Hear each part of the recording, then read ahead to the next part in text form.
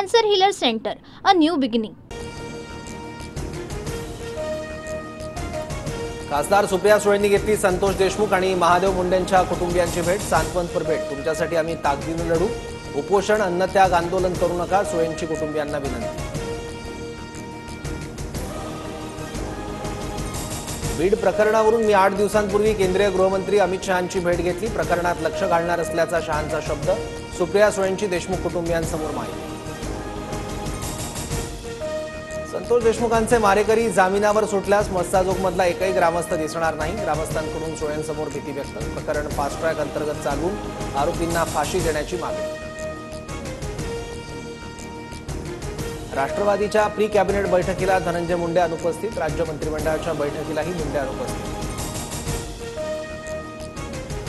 रत्नागिरी आणि दापोली नगरपंचायतीमध्ये उद्धव ठाकरेंच्या शिवसेनेला खिंडार. 5 माजी नगरसेवक शिंदेंच्या शिवसेनेत प्रवेश करणार. गृहराज्यमंत्री योगेश कदम यांच्या उपस्थितीत आज पक्षप्रवेश. उद्धव ठाकरेंच्या भेटीनंतरही जितेंद्र जनावळे राजीनाम्यावर ठाम. 20 तारखेला जनावळे शिंदेंच्या शिवसेनेत प्रवेश करणार. ठाकरे बंधू एकत्र येण्यासाठी शिवसेना भवनाबाहेर बॅनरबाजी. मराठी माणसांच्या हितासाठी उद्धव ठाकरे आणि राज ठाकरेंनी एकत्र येण्याचं आवाहन. गृह विभागाकडून शिवसेनेनंतर भाजप राष्ट्रवादीच्या नेत्यांचीही सुरक्षा कमी.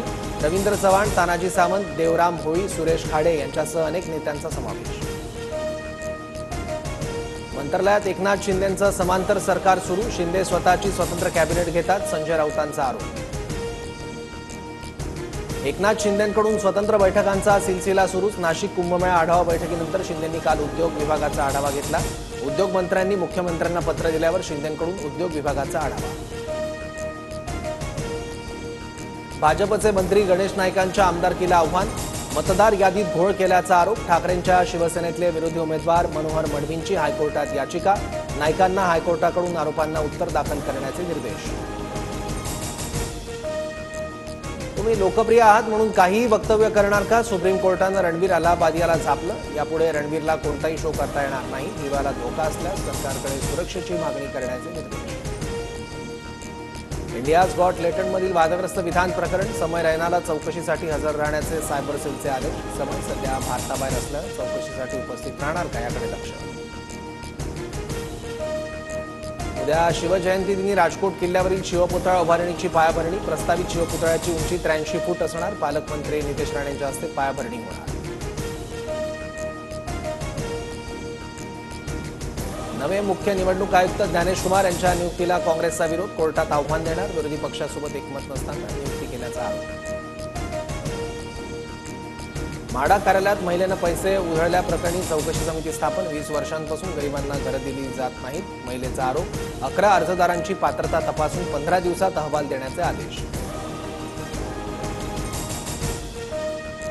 मुंबईत बांगलादेशी घुसखोर पोलिसांच्या रडारवर. गेल्या 2 महिन्यात 350 बांगलादेशी घुसखोरांना अटक. विविध पोलीस ठाण्यात बांगलादेशींचा शोध घेऊन पोलिसांची धरपकड.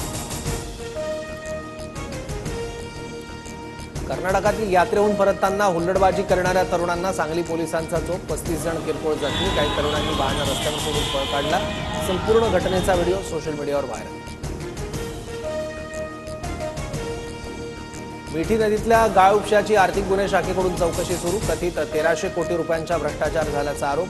18 पैकी आतापर्यंत 3 कंत्राटदारांची चौकशी पूर्ण.